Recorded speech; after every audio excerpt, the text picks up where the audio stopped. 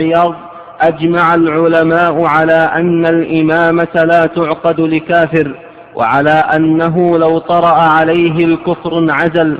وقال: وكذا لو ترك إقامة الصلاة والدعاء إليها.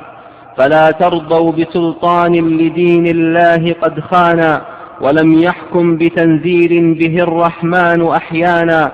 رسول الله أعطانا دروس العز إيمانا، من الكفار كم عانا فلم يضعف ولا لانا.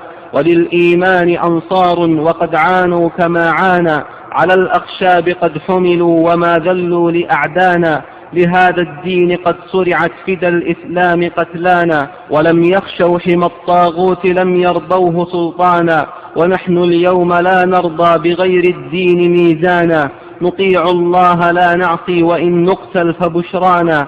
فعهد الكفر قد ولى ويوم النصر قد حانا.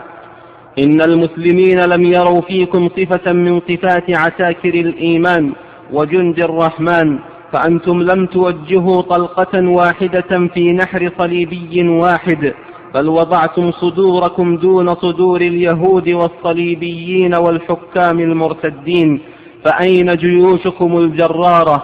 وأين طائراتكم النفاثة؟ وأين صواريخكم العابرة؟ من اليهود في فلسطين والصليبيين في العراق وأفغانستان، بل ومن الصليبيين في جزيرة العرب.